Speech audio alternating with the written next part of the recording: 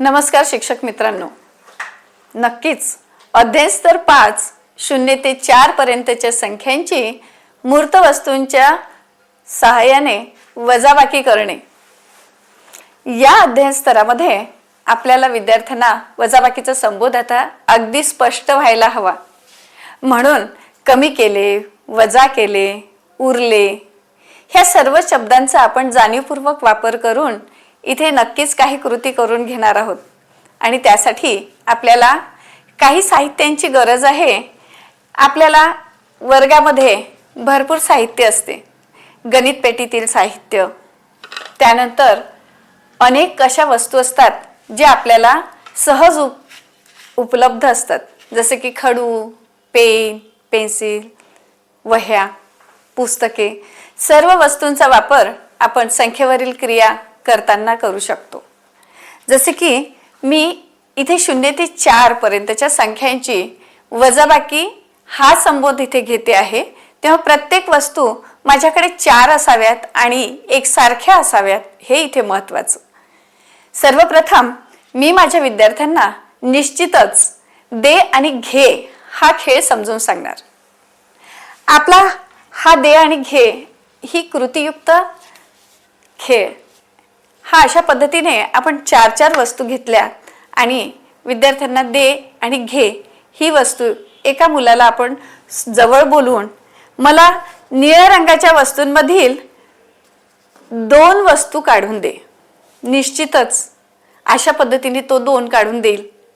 मग आता राहिले किती, तर 2।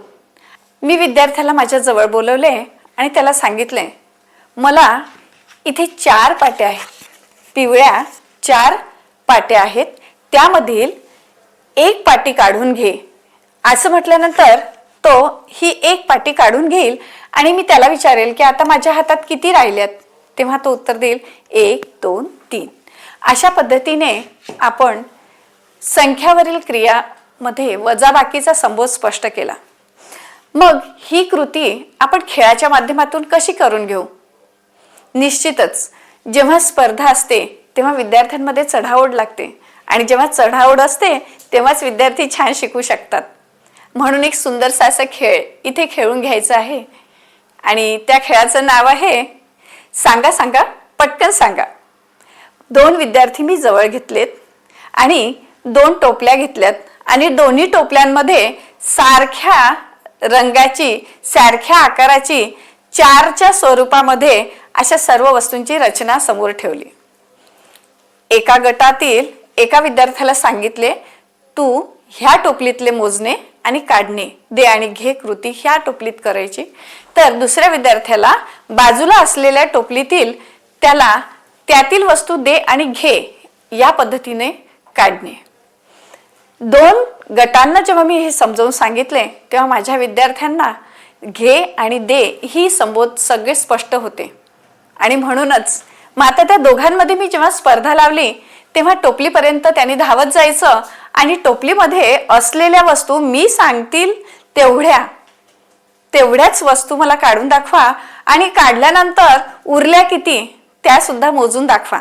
अशा पद्धतीने हा खेळ घ्यायचा आहे। जसे की टोपलीमध्ये मी 4 चेंडू ठेवलेत आणि खेळ सुरू झाला। मी त्यांना सांगितले सांगा सांगा पटकन सांगा, अरे धावा धावा पटकन धावा, 2 चेंडू काढून दाखवा। विद्यार्थी धावलेत, 2 चेंडू काढलेत आणि चेंडू काढल्यानंतर मी सांगा सांगा पटकन सांगा म्हटल्यानंतर त्यांनी मोजून दाखवायचे की आता टोपलीमध्ये किती चेंडू उरलेत। त्यांनी मोजलेत बरोबर, अगदी 4 चेंडूंमध्ये 2 चेंडू जेव्हा आपण काढून घेतले तेव्हा निश्चितच 2 चेंडू राहिलेत। काय मज्जा आली ना? ही स्पर्धा खेळताना आपल्याला सुद्धा मजा येते। तुम्ही सुद्धा करून बघा, निश्चितच तुम्हाला पण आवडेल। तोपर्यंत धन्यवाद।